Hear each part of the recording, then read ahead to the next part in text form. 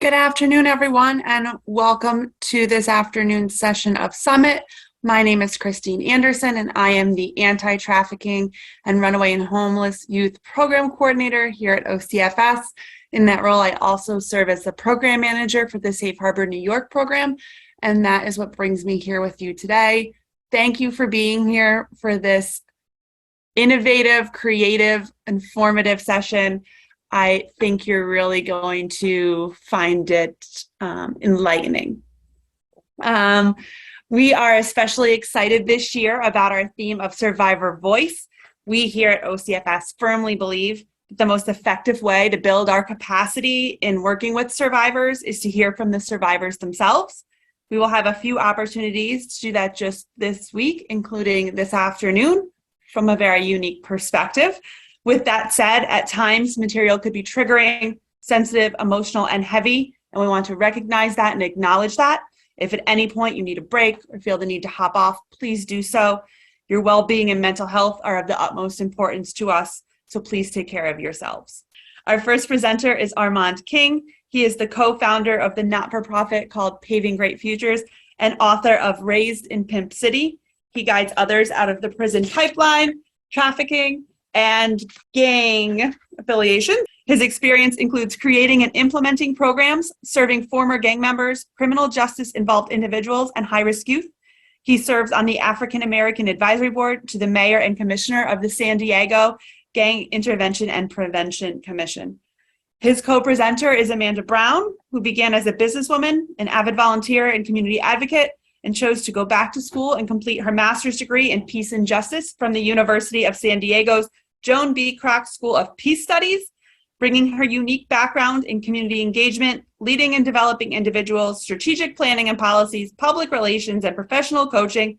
She has a commitment to utilize all her skills for making a difference for humanity, specifically in gang prevention and intervention and anti-human trafficking. Her grassroots, not-for-profit, and political experience make her a diverse consultant for organizations, as she has a holistic and widespread view of how to approach these projects. I'm so excited for this afternoon. I can't even begin to tell you. I'm going to turn it over to Armand and Amanda.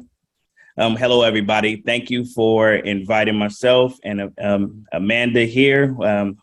Waiting for my cue and we can get into this presentation. I'm not a person of wasting time and I don't want to waste yours. We are here to be impactful and, create some more than awareness. We want to leave you guys today with action items and steps to really make this world a better place.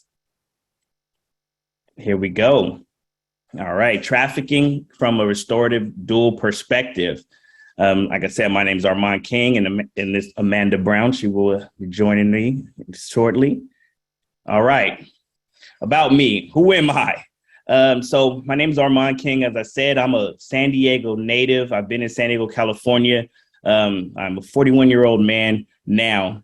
There's a lot of, I just had this conversation recently when I was introduced to a Churches Against Trafficking group, and the term former pimp came up, and it just, that's a title and something that really, really disturbs me in my stomach. And I'll tell you why. Me, like a lot of people, we're former somethings, and I'm former a lot of things. I'm a former turtle farmer. I'm a former student. I'm a former artist. I'm a bunch of things.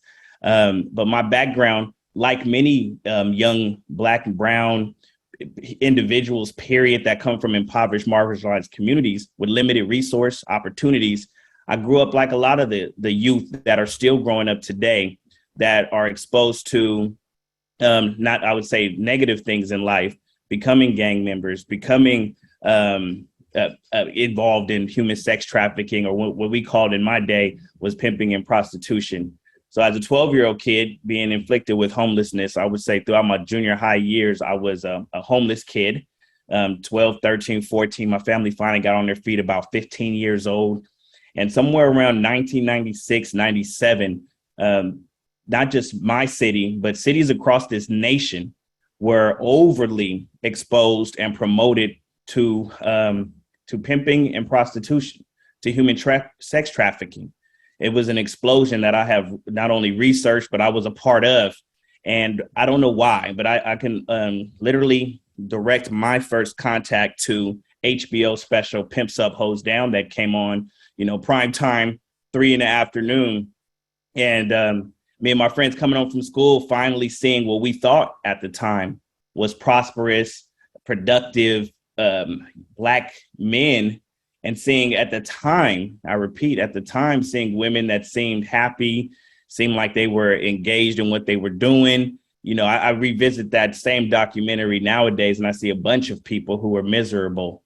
But as my understanding level as a 16-year-old kid coming from poverty, coming from being a former gang member as well, and seeing people in my community die from guns, die from drugs, being drug addicts. I've seen all these plights as a kid. So when I saw and was introduced to that lifestyle, it seemed fair seeming at the time. But as most, and I was all young minds who aren't exposed to life, who have not yet gained the understanding of what it means to be alive, to understand the detriment that you may be doing to yourself, doing to others, I didn't understand. And I merged into that lifestyle, me and my friends. I would say at that period of life, it was a lifestyle that seemed fair seeming to the men and women in my peer group. All of my friends, I would say at least 70% of the people I knew merged into that lifestyle. Fast forward, actually living, I say out of 8 of my best friends, I'm one of 4.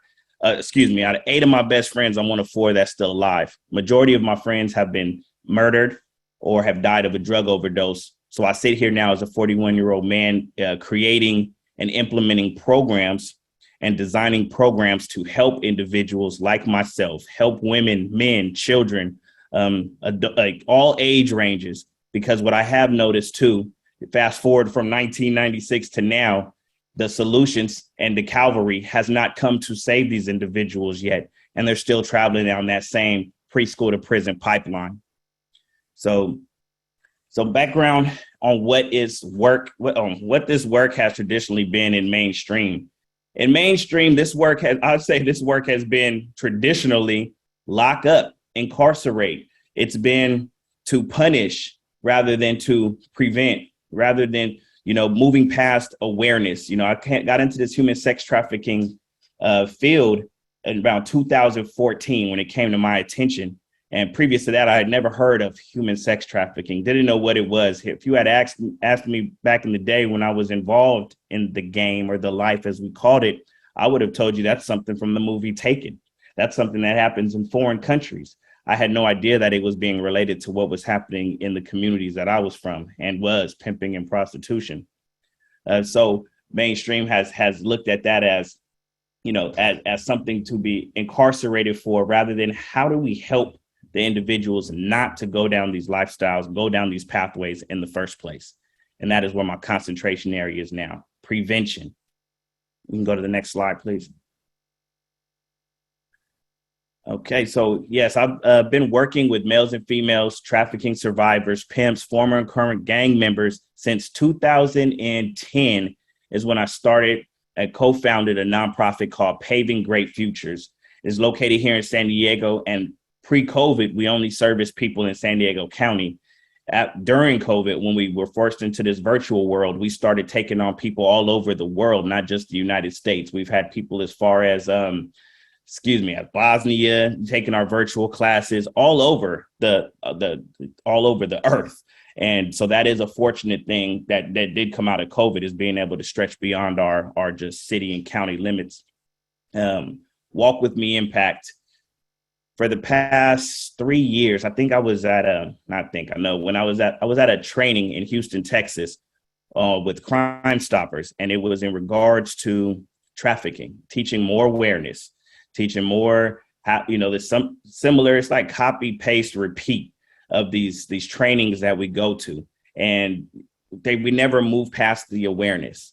And at that particular moment in my life, when I was conducting that training and being asked the repetitive question I'm asked often, the thought came in my head as we discussed men in this lifestyle. And as always, and understandably, the people's response are basically, I'll sum it up, was basically kill them or lock them up forever.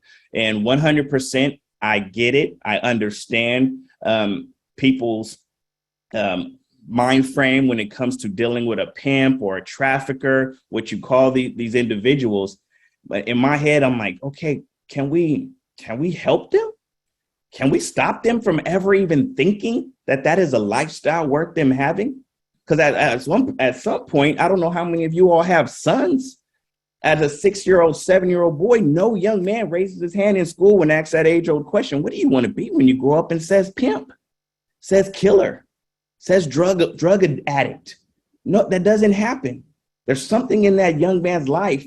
There's something that geared him towards thinking that was a lifestyle that he could have. And I'm speaking from firsthand experience. I was never an evil person. But some things that this society brought me, that I no excuses either. I'm far from excuses. I own all and take responsibility for all of my actions. But I also, I got to stand on what factually happened. We can't make excuses for things, but we can state historical facts. Slavery is a historical fact. We can't make excuses for it, but we can understand it. Redlining. People being forced into and creating marginalized communities, segregation, those are factuals, so I can't take away from the factual. And I also I usually start these conversations with pointing to human sex trafficking is not a new thing in America. Although the awareness and the push for awareness may be new, human trafficking, sex trafficking is at the roots of America's core. This country was founded on human trafficking. It's not new. It's not a great explosion. I seen a chart earlier. I was on my LinkedIn page and I seen this person post this chart with all these red dots of how trafficking had grown throughout the world. I'm like, no, it's always been there. Maybe we're looking more, but it's not new. I was raised in a society, listening to music, listening to a society that pushed this upon me. I wish I didn't take that route. I wish my cousins, my homegirls, my sister, I wish they didn't also. I have some friends, female friends, that are still in the game with no pimp and they don't want out. Or it's been we brainwashed ourselves so much, they don't even know what out is. So Walk With Me Impact, I'll create a curriculum for young men, specifically right now at this phase, for them to really put a tool in people's hands. And now it doesn't belong to one nonprofit, one group. It is an actual tool that I have put together through my experience of tried and true methods, kid tested, mother approved methods that work with young men to help prevent them from tragic, traumatic lifestyles and producing and actually promoting tragic and toxic lifestyles to others, to prevent them from gun violence, to prevent them from gang actions and being involved in gang involvement, from being human traffickers, what they're labeled now. Rather than wait to lock them up, how can we help them now? So this tool is an interactive, innovative tool that I want to put in the hands of parents, schools, nonprofits, so they have something that they can utilize, whether they come from lived experience or not.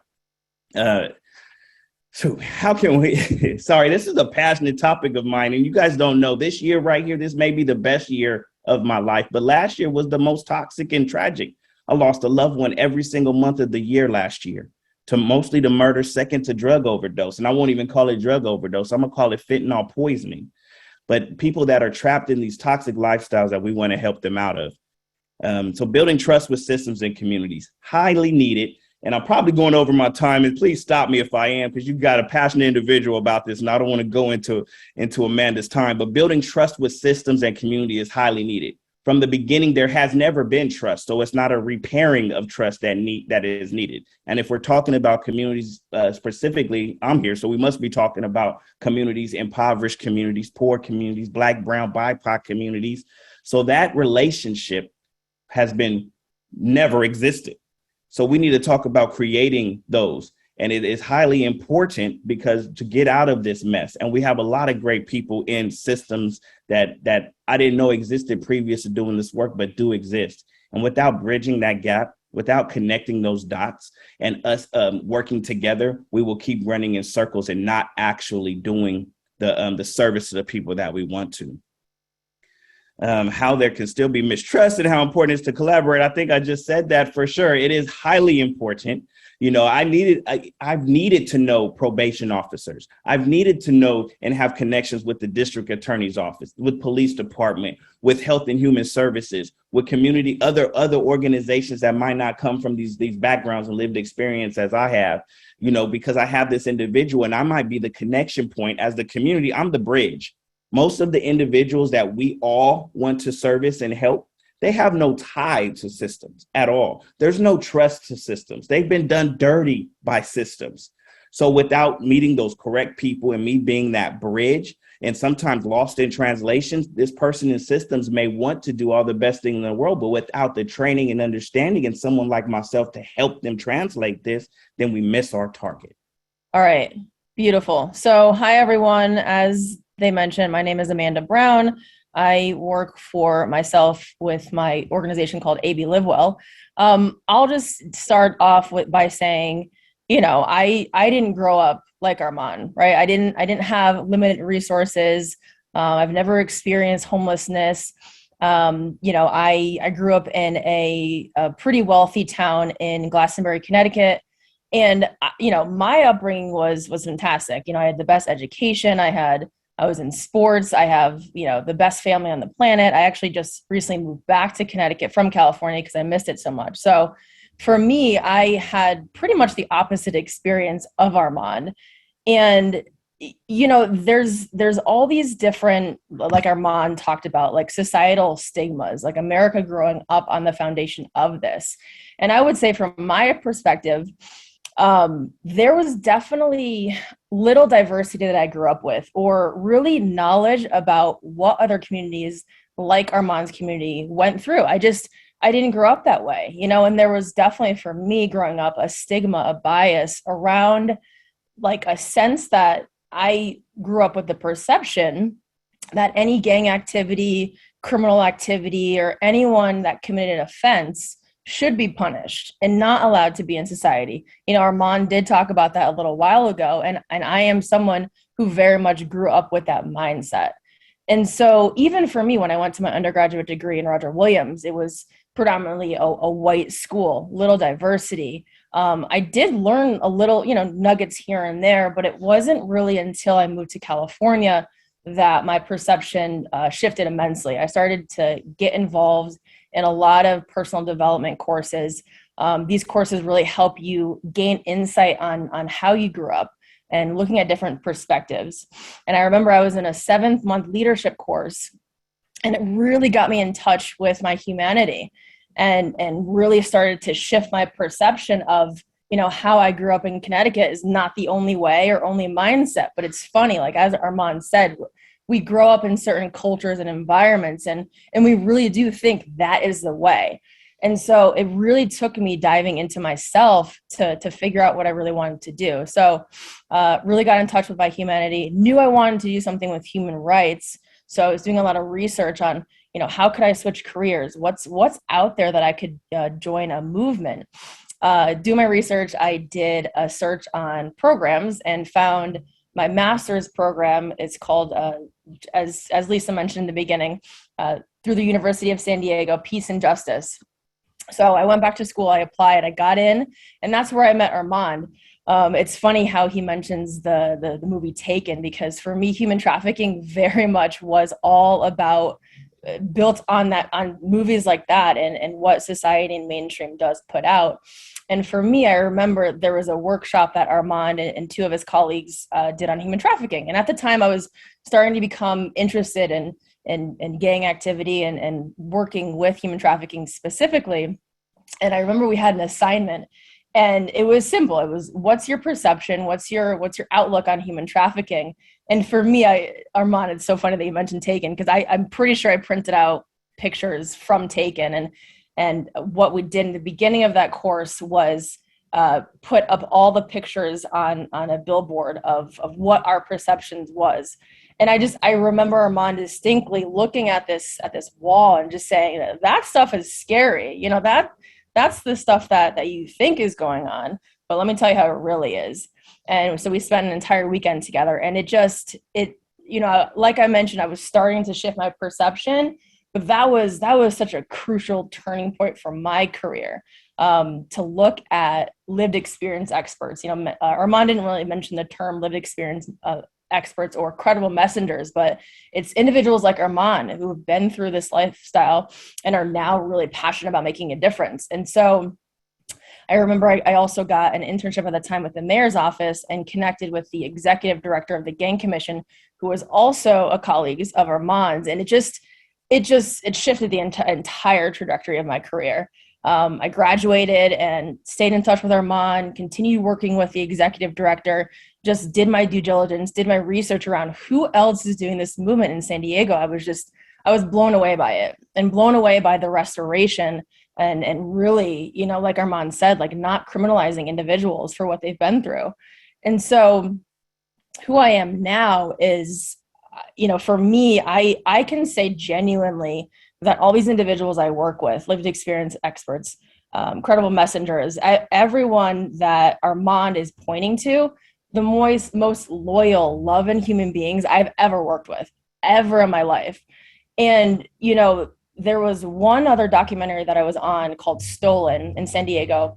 And I remember sitting on that and I was pretty much the only one that had this outlook. It was with, I think, 7 other organizations that run anti-human trafficking organizations in San Diego. And, there was a comment made like, I don't believe in a born again pimp. And I really just had to sit with that for myself. And that was another turning point for me, because I was like, if we don't start bridging those organizations, those individuals together with entities like Armand, we're never going to shift this, right? It's going to be this blame game. Like Armand said, let's execute anyone or, criminalize anyone that's ever done any harm. And, again, there's accountability involved. I was a case manager for that anti-trafficking organization. I have empathy. It was heartbreaking, but at the same token, criminalizing is just not the answer. And no one can mess with me and say that someone's past dictates their future. I work with these individuals on a day-to-day basis, and I'm really passionate about exactly what Armand said, is how can we get programming? How can we have a more restorative mind frame rather than someone's making a mistake, let's criminalize and punish them forever. And so I just continue to advocate and promote for the movement because, again, who I am as a white woman, like how I grew up, I'm part Puerto Rican, but you couldn't tell on the surface. So for me, I do utilize that in spaces like politics, spaces where I can, on the outside, unfortunately, it's just the truth, connect with certain individuals that I can get this message across to. And that's really what I'm very, very passionate about. And so for me, I would even say, actually, next slide, and I'm passionate too, so you got 2 passionate individuals here. For me, what I'm really doing right now is I started work with anti-trafficking and gang prevention, and I'm really looking at branching out to address community nonviolence as a whole, to promote for restoration, to speak with politicians, law enforcement, community members, neighbors, et cetera, about this movement, because I really believe, and I've seen it firsthand now that I've been in this career and field, I believe that sometimes it's those mindsets, people in politics, people in law enforcement, community members, it's their mindsets that keep the oppression and stigmas going at times. I'm not saying all the time, but I've definitely seen it.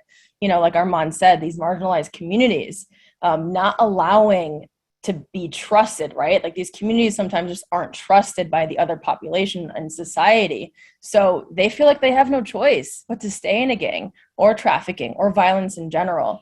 So that's really what I'm branching out to do. And like I said, I just moved back to the East Coast a couple months ago, really building this business model to, how can we bring programs like Armand's on the road? He's going on the road. Him and I have been partnering. Here's a couple other names you should write down. Bishop Bowser out of San Diego, he's doing great work.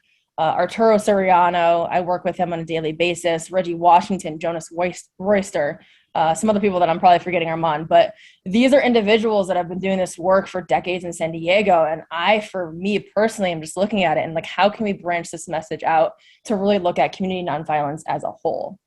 And so I want to talk a little bit about biases, and we learn this, right? Don't we learn in school growing up, be nice to people, et cetera, et cetera. But we don't always look at our biases, and we don't always look at the environment that we grow up in, and we don't always look at our assumptions that we just make. It's human nature, right? We see something, it's a reaction, and we just assume things.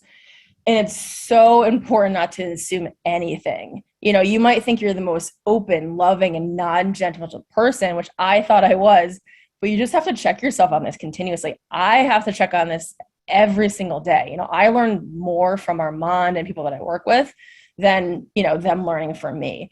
So it's really also about giving people space, which is beautiful that we have Armand here. This is why I wanted to do this with him, giving people space to speak up, not dominating the conversation by making those assumptions.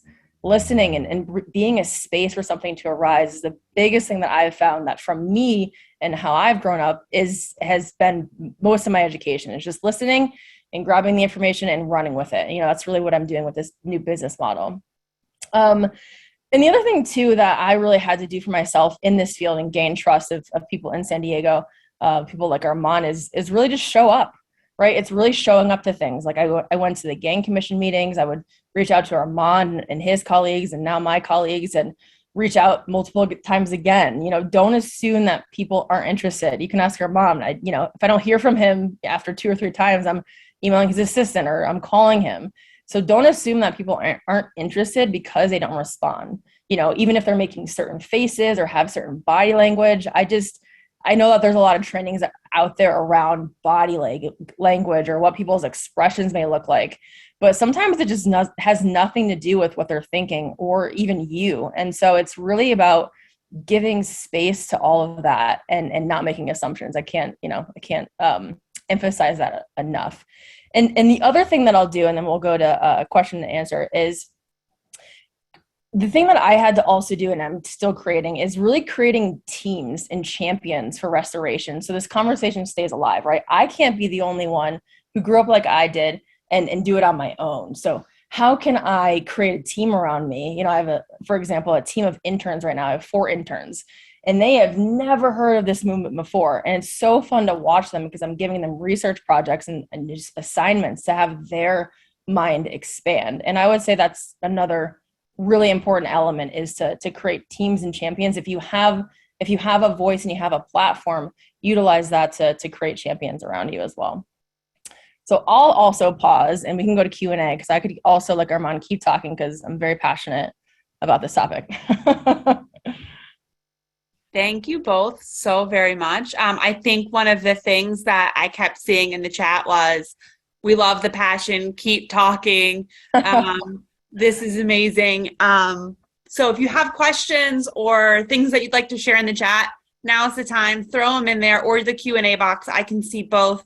And Armand, I wanted to touch on something you said, because it, like a light bulb came off for me. I also remember, we're about the same age, I also remember seeing Pimps Up, Hose Down on HBO when I was probably not old enough to watch it. It was not appropriate.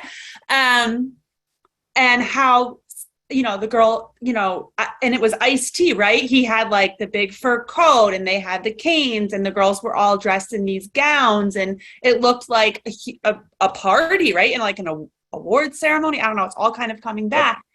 And you're speaking and I'm like, oh my gosh. That was the launching period. It was so, I mean, trust me, I broke this down. Why did my friends go that route? What happened all of a sudden for that to be the lifestyle? From the crack epidemic to gangbanging was the primary. Gangster rap took over this country. If you weren't a gangster rapper, you couldn't have a skateboard and skinny jeans like you can now with pink and purple hair and be a rapper. You would have got laughed off. So these stages happened, and the cultures and the media promoted this. Pimping became a good word. But anyway, so human traffic, HBO, that special is the #1 viewed documentary on HBO to this day. Wow. It impacted this country. And I follow those individuals that were on there. One of them that I really looked up to, he was an FBI informant while he was making that.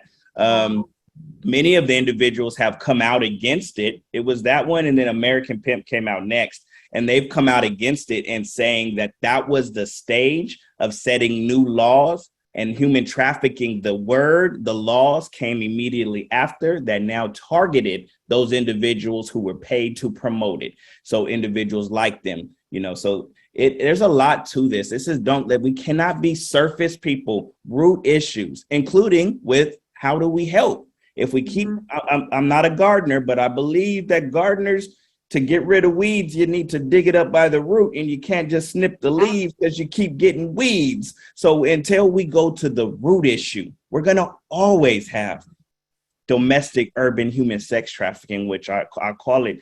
And human trafficking, we use that term loosely, like this big umbrella over all, and they're different. How I've been in the hospital for 6 days, by the way. So this thought had come into my head. I literally just came out for this today. So, oh my gosh. I promise. This is serious. So a doctor to cure a problem or to help a patient with the problem, they need to diagnose it. How do you, they need to know, you can't treat my head for a toe injury, right? So we need to know what exactly, if we want to help what part of it are we talking about in the inner cities? Are we talking about familiar trafficking? Are we talking about foreign trafficking? What are we talking about? So because to try and address the whole body, and I have an issue with my hand, we're not going to get the solution. Sorry, let's go. No. I think that that's something that often many of us who are in the work, right? We're so sometimes caught up in addressing the immediate problem, right? Like the kid needs someplace to go, or we just need to get them out of this safe spot, right? Get them out of this unsafe spot, excuse me. We're not thinking of, well, how did they end up there to begin with? And once we take them out of that situation, how do we ensure they don't end up back? Right? Like you have to, like you said, get to the root. Right. And all areas are needed. If I'm hurting right now, we could worry about how I burn my hand later. I need ointment now. So not to take away from, and that's why these connections with systems, with just people, wherever your passion is, we're all puzzle pieces, whoever's on this meeting right now. Our areas of concentration may be needed. The problem's so big. Not everybody can be an Amanda or an Armand, but us working together and connecting those puzzle pieces will help more. And don't try to be the person to fit every area, because then you lost it. Where's your passion? Where's your expertise? Wherever that is, concentrate there. There is no one important position in a football team. We need the cheerleaders. We need the fans in the stage. We need the water boy. You need the people on the field with the cleats. You need the owner of the team who's just financing it. They're all important. Without one, you lost. So, so we need the immediate for those that do immediate, and you need those root issue peoples too. And they can be the same person. They can be the same. You just have to do both, right? 100%. Absolutely. Yeah, and just that's just, to touch upon what I talked about a little while ago with, when I was on that panel for that documentary. Armand, that documentary I'm talking about, right? Stolen? Yeah. And so it just, again, there is all sides of it, but it's just what I just didn't appreciate about those, and I'm not going to name names, obviously, but I just didn't appreciate the sentiment of it was very much punitive. It was, this just like, I don't believe in a born again pimp. That was like a direct quote. And it just, I don't know. It just, for people that are so empathetic to the immediate, just the roots, I just saw it was just like deeply missing. And, these are people that are running organizations, which again, maybe they don't know what they don't know, and they have their own stigma and biases, but it's just, how to really educate and not keep that cycle going is important. Yeah, I couldn't agree more.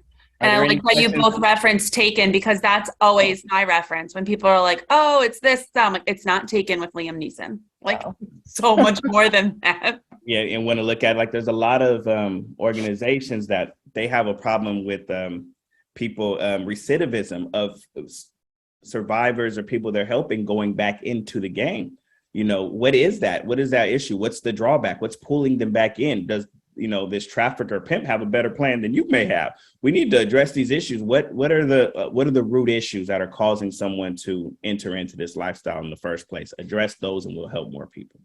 on all sides. It's like having a table with all 4 broken legs and we only repair 1 leg. What's going to happen with that table? Everything you sit on is going to slide right off. I think we need to start concentrating on repairing all 4 legs. I've been in this anti-trafficking movement since 2014 and have seen no movement. I say we're having the same conversations, where are the gaps? We're having these same answers, same conversations for years. And I'm waiting for somebody to tell me what has developed and moved since, I'll say 2014 with me. I have seen no movement. Yeah. There's a couple questions in the chat. I'm going to, pardon me, to the attendee, but I'm going to rephrase it just a little bit, just for sensitivity purposes. How do you get a trafficker to either stop his business or get out of the life or even begin that process, I'll say, if you're working with one? So for one is to recognize that we put these labels on people, but they're human beings. Every human being is different. It's not cookie cutter. How I'm going to help this one individual is how, if I help this trafficker get out, this pimp or whatever you want to call him, get out the life, it's going to be the same way for everybody. So once again, it's going into those root issues in being specific. I'm not an expert at all human trafficking. And anybody that gets in front of you and says they're an expert at human trafficking overall, they are lying. And I refuse. I am an expert at what I call domestic urban human sex trafficking, what comes from a lot of the inner cities throughout America and Canada in impoverished communities. Okay, I'm an expert there. And what would help them is looking at what brought them into a lifestyle in the first place: lack of opportunities, resources, and finances. Right. So these things were produced and promoted to them. So to get them out, you need to replace it. And honestly, the same things that brought that male into the life are 9 times out of 10 identical to what brought the woman into the life also, and the same lack of opportunities, resources, and, self-hate and all these things that call into play. But what are you replacing it by? No, people don't really want to stay in this game. And honestly, these days, it's not even that lucrative for these people that are in it. It's not. And the consequences are way harsher than they were when I was in as a kid. Back then you get a slap on the wrist. If the worst 7 years, you can get 25 years to life right now for talking about trafficking in these courtrooms. Trust me, I'm an expert in the court. I see it happening regularly with no victim. So the consequences are way harsher. The people that are involved and engaged in the lifestyle form or current traffickers, pimps, they need opportunities, resources, and someone like me that can deliver that message to them, that can help them see the pendulum, to help them see the consequences, the risk versus reward, that it's not the reward you need or want, So you actually need to replace it. It's like me telling a drug dealer who's feeding his family off selling drugs to stop selling drugs with nothing to replace that by. Yeah. And can I just add to that too? Yes, please do. I would say what Armand just touched upon on the end there, right? So I just have firsthand experience of, I was a human sex trafficker case manager, and there just wasn't that. I had empathy, but it wasn't that connection piece, right? So what Armand said is, it's really like the credible messenger movement I've seen has been the most powerful. It's someone like Armand who's been through it. It's a lifestyle, right? And it's not even with human trafficking. You can look at, the LGBTQ community, or you could look at, any other community that can relate to that. And it's not always necessary, but I've just seen from firsthand experience, it is a powerful tool, because who am I to say, hey, like he said, stop doing that thing. I don't know what I'm talking about. Like, I'll call myself, like, I didn't know what I was talking about as a case manager, and that's why I actually left and chose to be more in the background and work with politics and push the movement in a different way, because I had no firsthand experience, so that's just, I wanted to add on what Armand said there. And I'm going to add on the add-on, because look, I'm in the business of saving lives. And you may be in the area, I don't know who's on here, but obviously you're here for a reason. And we're in the life-saving business, right? And you may be in an area, you may not have a connection to an Armand or someone like me, a lived experience expert. And don't let that be the reason you don't help somebody. You use your voice, you use your energy, and you reach that person as well as you can.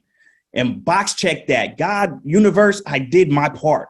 Okay, that's why a very crucial piece of this curriculum that I'm creating and almost in completion right now is packaging the lived experience expert pieces to go along as a visual aid for individuals. And Christine, no offense, but me and you could go have the same conversation with this young Black, brown kid in the hood, and we could say the same exact thing, but they're going to listen to me different. It's just what it is.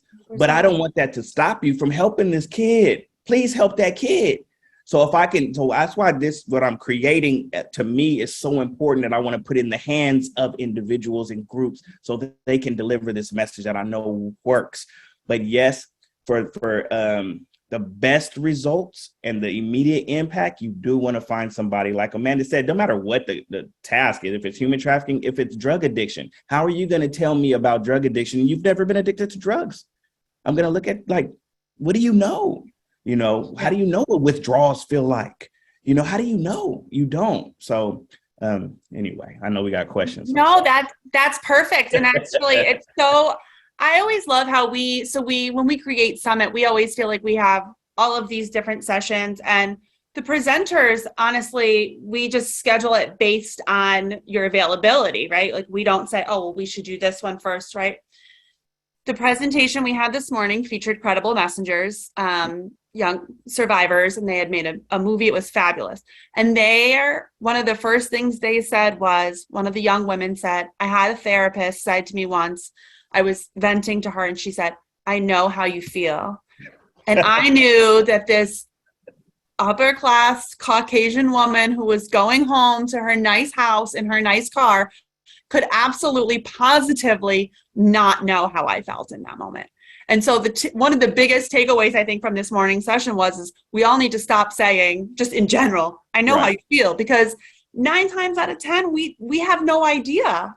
Right. So I just think it's so amazing to me how we think some of these sessions are so different, but the takeaways are somewhat so similar and so important and so powerful. I do want to piggyback, because there was a question in response to the last question. Do either of you have and I'm going to put air quotes around this, success story where you have been able to take someone who was in the life, not in the survivor, I hate to use the word victim because they're not victims, but maybe in the trafficker capacity, and they have, besides yourself, Armand, reframed their life, or they're in the process, and what does that what might that look like? That's all I've been doing for the past decade. Yes, hundreds. Do you want hundreds? There's a lineup. There's a lineup behind me. Okay, well, I'll just take one. Vincent, who also, he just graduated with behavioral health degree right now. He's been out for 5 years now. Young man, I believe he's 26 now, and he's actually taking his story and going in, and he's now going in and teaching other kids not to go into the lifestyle. You know, working, has a son, a girlfriend, and doing great and moving up in education. He's one of many. We're human beings, and oftentimes the young men and young women who get involved, like myself, we were kids that I've been on my own since 15 years old. You know, no excuses. Again, I hate excuses, but there are reasons and what led to this. But most were kids. If given the opportunity to get older, you don't understand life at 16, 17 years old. Please show me a 17-year-old life coach, please, and I will turn them off. You don't understand it. You need to go through things. You need to burn your hand. You need to feel the flame. You need to see for yourself. And then hopefully you make it out. Most of my friends didn't make it out and are no longer living. So when I breathe for them and to help future children not to go down those paths, because they will. I know how this movie ends. You go to jail, you die. I heard one of those pimps from Pimps Up, Hoes Down. He just recently passed away, but turned motivational speaker. But he said, I don't know any rich retired pimps, drug dealers, or truck drivers. And that's for real. So like, there's no end to this game. There's no, I made it out. I'm wealthy. I'm living in Cabo and, with my 3 houses. It's show me the story, but you're a kid. You don't see that. That's a great point. Yeah. Do you want me to answer that question too, Christine? Sure. Yes, please. Sure. So I and I think I shared this earlier, but my success story that I've seen is for me, it's giving space to individuals that are maybe going through something. So another entity that Armand and I work closely with is called Youth Empowerment. And so they do a lot of what Armand's talking about, mentorship directly in gangs and schools, working with county probation in the juvenile system. So I know that Arturo's done a really great job about putting himself in juvenile hall, connecting with these individuals. And I do know I can think of two kids right now that were in juvenile hall. Crazy stories too. They've gotten jumped by parole officers. Like talk about abuse in the system. They just were not treated well. So they came out. They were a little apprehensive to trust. And for some, again, a seemingly white woman, right, is coming in. I oversee this program, this trauma informed program. And again, I just had to give them space to go through what they were going to go through, right? Like throwing up gang signs still, like, just not really listening. And you just giving them really space to develop in their mentorship in their process. And what we've started to do actually with this program is give them the opportunity to actually run the trauma-informed trainings for organizations. So now it's a youth-led training on trauma based on the experience that they've gone through. And just with that process of giving them trust, being like, hey, go do this thing. They're like, what do I do? I'm like, I don't know. You tell me what your story is, because this program's based around, and similar to Armand's, it's based around like a lived experience movement. So that's really what I've seen is us giving them leadership opportunities to grow and trusting that they can do it. And it's adorable. It's amazing and adorable to see these two men are now running some of these trainings, and it's just because we trusted them and gave them space and let them go through what they were going to go through. And they still have their progression. They're still on probation. They still have affiliation with gangs, but we're just giving them opportunities. I think that's the biggest thing that I want to do is like give opportunity, give people space, trust these individuals that they can shift and change, and they really can. So I would say that's lately the biggest thing that I've seen with these two individuals. Yeah, and I think something you said, Amanda, that's very important is that it is a process, right? You give them the opportunities. It is not a 1 minute you're this, the next minute you're that. Like that's just not human growth at all in general for any of us, right? Everything's a process and it's one step at a time. There's another question that popped up about that. So how do you connect, and this is a question for either of you, during your work with these folks, how are you connecting with them? Are you putting yourselves in programs or places, I guess, for lack of a better word, where you seek them out, or are they coming to you seeking you out? What does that process look like? I'll dive in, Amran, if you don't mind. Yeah. So what I've seen is, and for me in my role, right, because I'm more in the background, I'm not the one going out and connecting really, besides the youth program. And that's, this is a two-part question. Like in terms of actually connecting to, I remember there was one day we just like listened to music all day in a session. And so those were individuals that I was connecting with and just meeting them on their level, right? So I just want to mention that. I know that's not the direct question, but for me, with another program called No Shots Fired, what I do is I'll reach out to county probation, public defender's office, the DA's office, and see if our program can be a diversion method. So we're starting to get referrals through public defenders that have pending court cases to see, hey, they're working with this program. Can this individual, get less time, or can they get their charges dropped? That's one avenue that people actually come to us. It's with schools as well.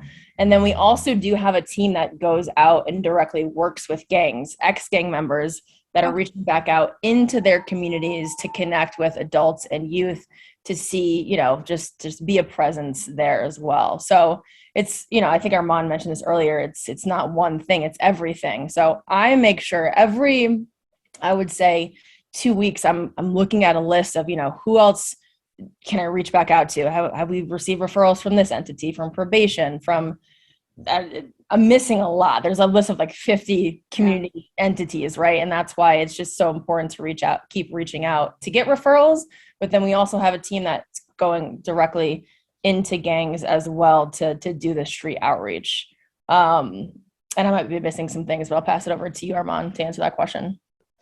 Absolutely. So 100% agree with Amanda. And it's even with me, it's as far as the outreach, it's through multiple reasons, multiple ways and avenues. A lot of people come to myself, to organizations. Somebody from New York just reached out to me yesterday. Can you help my husband who was in the life and we have a kid? This was yesterday. And I actually had to turn this person down personally because of knowing my capacity, and I'm full right now. So but I led them to other resources. She asked again, can I personally help him? I cannot. And knowing how to say no too, I'm sorry. I should just have my baby girl. I got a bunch of stuff going on, and so giving them proper resources and leading them that way is what I do. But people come to us that way. We have outreach. Social media is a number one outreach. But first thing was creating an entity and a solution for them to come to. So having something that they believed in, they understood. And for a lot of people in the community, they watched us because they don't believe in systems and these nonprofits and used to poverty pimps coming in and just taking advantage of people and them just being a number, a statistic for them to get more grant funding. So they watched, they see, and consistency and not just giving up on them and staying interactive and engaging in the community on a regular basis made it like, oh, they run to us, and to the organization I've launched. They run to Paving Great Futures. They run there for programming. And then now they start telling other people, oh, they really help, or they're really there for you. So that's there. And then how I actually engage myself with people and connect is being my authentic self. I can't do this with every community, every person. I come from my own lived experience, from my own, it doesn't have to just be gangs and human trafficking. I do business consultation. Well, I am a business person. I've been an entrepreneur my whole life. I deal with cannabis social equity. I've been involved in. So it's things that I know. And I will not, just for the sake of it being a trendy topic, put that on my LinkedIn profile as I'm now this, because it's now hot.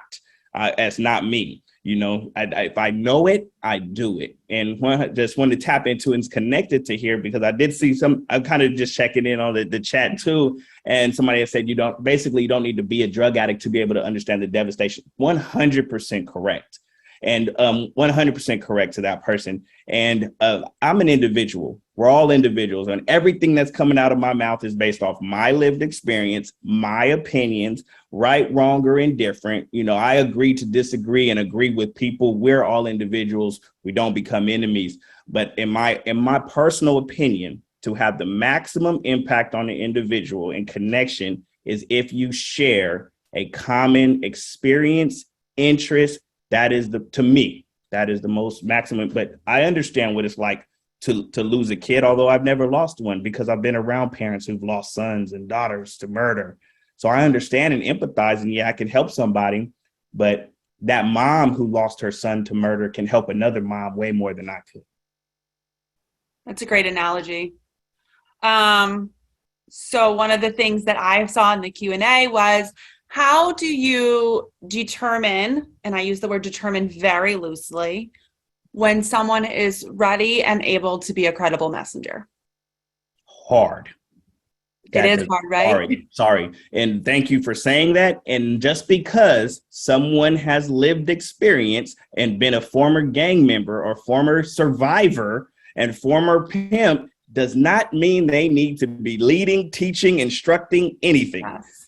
I don't care. And that's just not just in these industries, but any industries. There's some bad doctors out there that shouldn't be teaching another doctor how to be. There's some bad cops out there that should never be teaching another cop how to be a cop. I don't care what industry you're in. Once again, we are human beings with different experiences, knowledge levels, education levels, training levels. I know several people that have the same exact experience as me, but should never be in front of a group of kids teaching them. And not just because they would be bad, they may not know how to deliver it. They may not be healed themselves in areas where they're in a place to train, teach, and be on your panel. So let's stop tokenizing people with lived experience, also sliding them a gift card or a stipend and putting them on your panel. I'll stop there. Yeah. Go ahead, Amanda. I was just going to say, some of these questions, right? And it's amazing. Just catch yourself a little bit too. It's not black and white. It's not a cookie cutter answer, right? I don't think either of us are here to give you any praising answers. It's just really our experience in our field. But I think the biggest takeaway that I want to leave you is you got to go experience, and you got to know your gut and how to trust too, right? Like, for example, and again, my whole theme is giving people space and learning and growing, and giving them opportunity. But like Armand said, we had an individual on our No Shots Fired team. He was on board with us for almost about a year, just constantly. It wasn't the best individual to be on the team.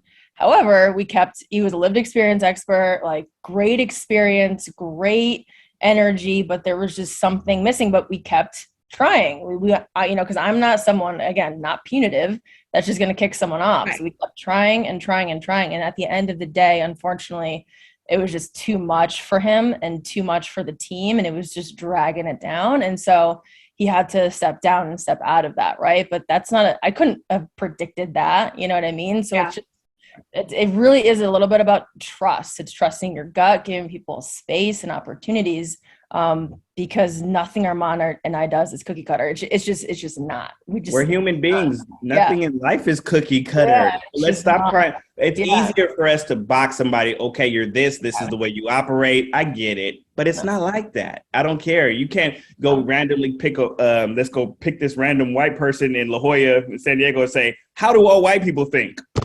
You couldn't go pick some random black person in the hood and say, hey, how do all black people think about this? Stop. We're human beings. We can't lose that. Okay. Team human on mine. We can't lose that. Yeah. All right?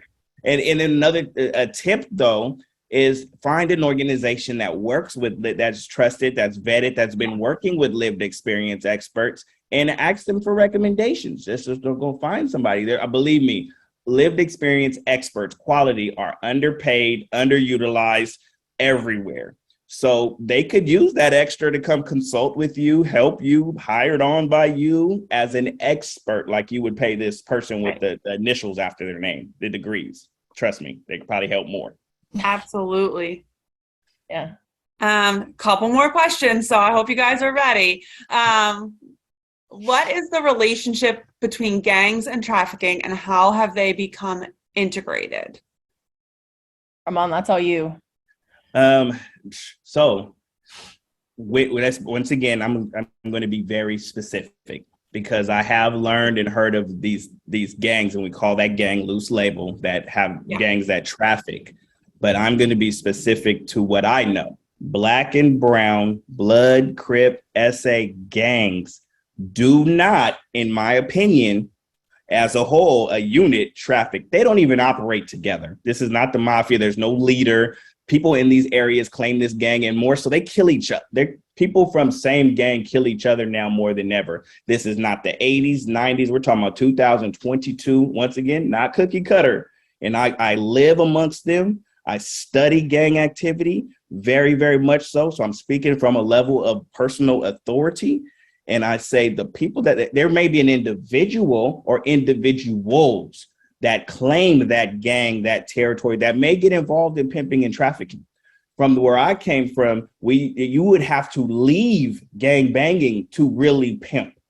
You could not go somewhere as a pimp, you couldn't go to LA, you couldn't travel to Chicago and have a problem with another person because of gang activity. The money replaced that. The activity replaced that, in my experience. And I told you I'm being very specific on purpose, repeat, because, and again, not cookie cutter, but from my experience, no, it's not this blood gang, this Crip gang, they traffic women. And there's no leadership. There's no organization. There's no structure. It is chaotic based off of poverty, lack of opportunity, and resources. Yes, individuals like myself, I'm from where I'm from. If I go to my neighborhood I grew up in, there's people that respect me from being from that neighborhood. And being a gang member is not a crime. Committing a crime is a crime. This is not the 80s or the early 90s. When you, as a Black man growing up in a certain neighborhood, going to preschool, kindergarten, elementary, junior high school, you're from that area.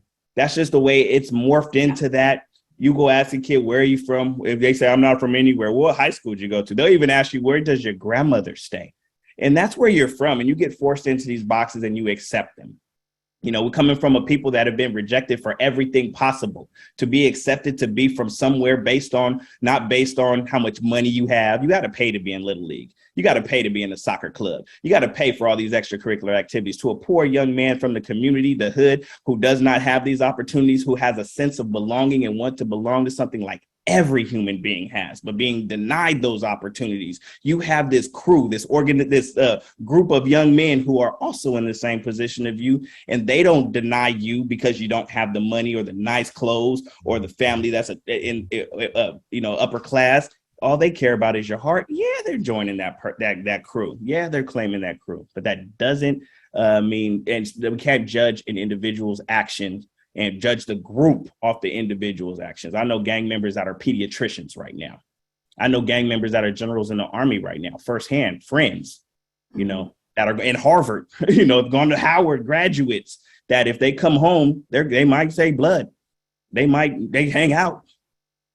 So it's not what it was. This isn't the movie Juice, Colors, Boys in the Hood. That's old. Yeah, and I think that's something else that gets like, and I use the word sensationalized broadly because, again, to many of us, that's what we know, right? We know The Wire, we know Boys in the Hood, we know all of those things. We know what we hear in music or see on television.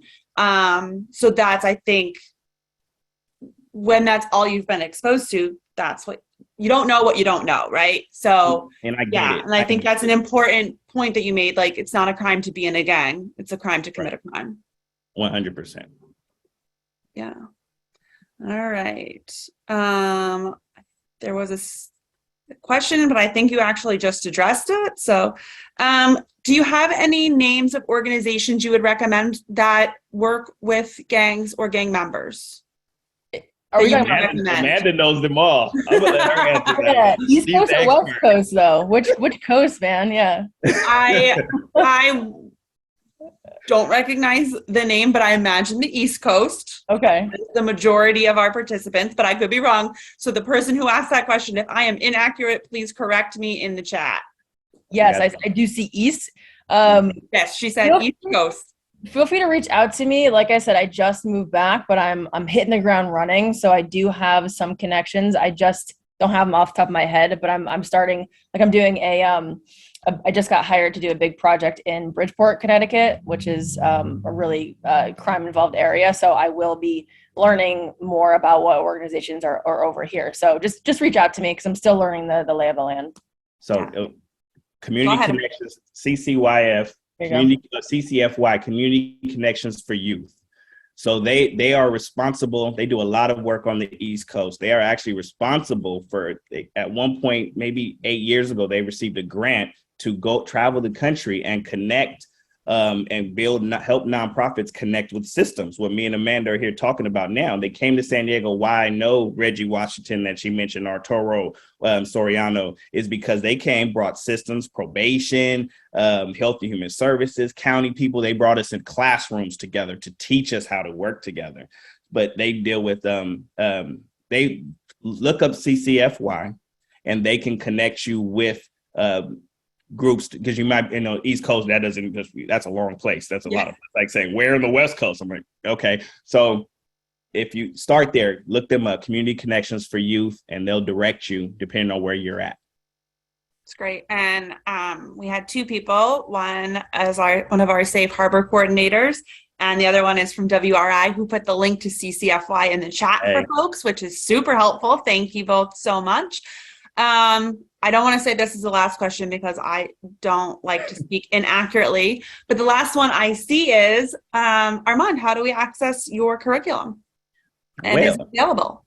So currently, no, it's not. It is in completion stages. We're aiming at January for being complete. There's a master facilitator's guide that's not only teaching you how to facilitate the program, but how to be a better mentor, how to understand trauma-informed care, restorative practices, how to understand the population of people you're helping. Then there's 2 books attached to that curriculum. One, which is like a choose your own adventure path storybook. with real life experiences in those stories. There's another book that's core directions, these core ingredients that's needed to even open up the mind to the training you're going to give them.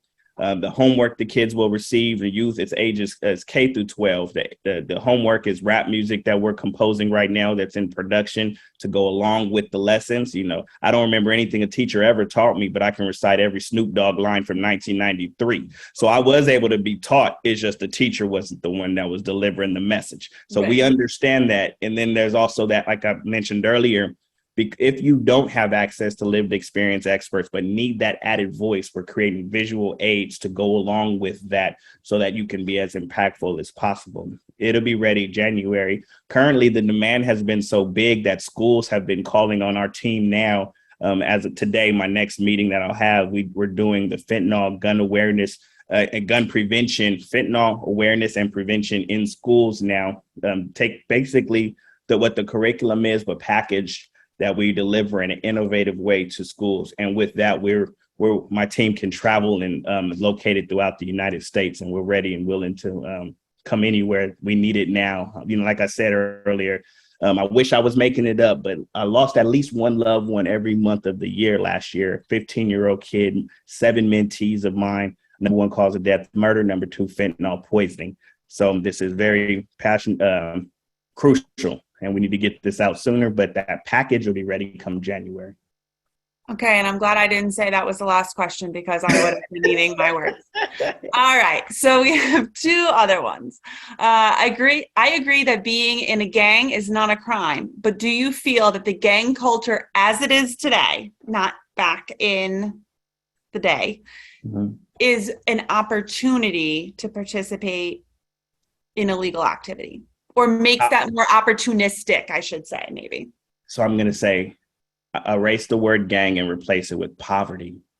You could not have the quote unquote gang and leave individuals in poverty, which is the root of these crimes. The gang not necessarily promoting it. There is no structure, in my opinion. Again, back to Armand's opinion.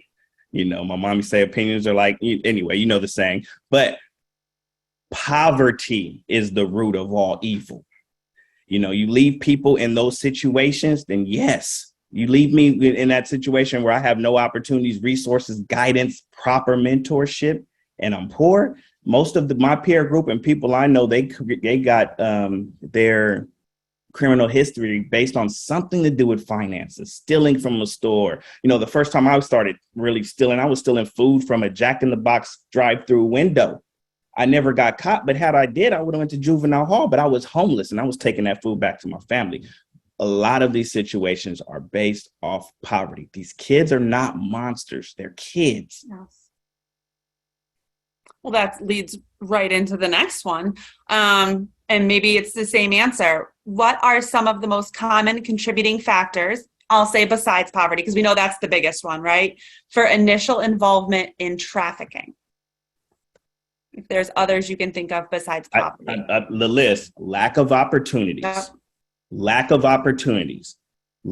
proper resources to these communities where the pimps and traffickers that I'm talking about come from. Lack of opportunities, resources, proper mentorship, and finances. If those were cured, we would see a humongous dent, if not eradicated totally. They're not becoming involved in trafficking and pimping because that was just it. They didn't know anything else. It was a lot of times, a lot of my friends, it was promoted to them, pushed to them from people in the same cycle. It's not a teacher come in the classroom. What do you want to be when you grow up and you're 10 years old? I want to be a pimp. Never. That comes later. I wanted to be an animal scientist. I wanted, I don't know what it was. I wanted to be that. I wanted to be a rock star at one point in the first grade.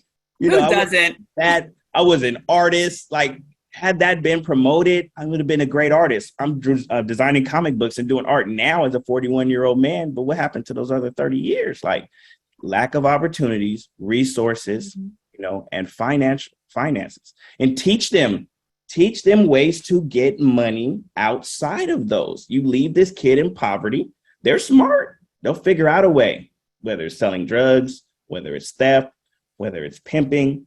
they'll find a way out of poverty that has not been provided to them already legally. They're sharp. Yeah. Amanda, do you want to piggyback off that and say anything? I mean, I've been kind of preaching this all day, but it's also about trust, right? Just like from where I'm at, coming from is really, this whole element of restoration. Like for me, that's the biggest thing. And that I think that's longer term, right? I think why Armand and I click so well is like his is the immediate, right? Like prevention, working with the kids right now. I'm looking out into the future. I'm looking at like, what are policies? What are bills? What are, rich white men in politics and sitting out, what are they going to do to build trust of these communities? And then I believe that it will reduce, but my job is a little more longer term, but that's just my perspective of it, is like really building trust, shifting policies, and really working on that. And it's, sometimes I get discouraged because it seems like it's a beast of a project to take on, but I believe holistically that is necessary. We can't just continue to, and it's what Armand has done is fantastic. Like he gives his heart and soul, like, you can tell, but it can't just be that.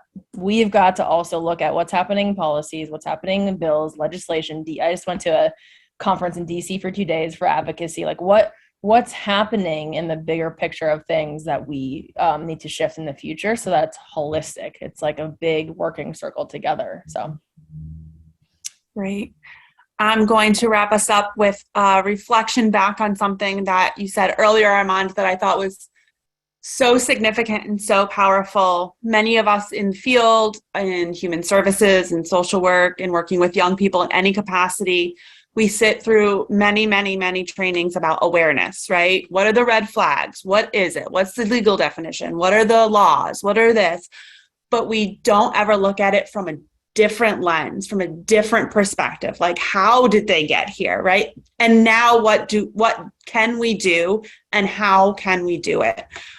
Which is why we were so excited to work with you, because this isn't something, looking at it from this perspective, isn't something that's offered often. So we really felt it was super important, and we are very grateful for both of your time today.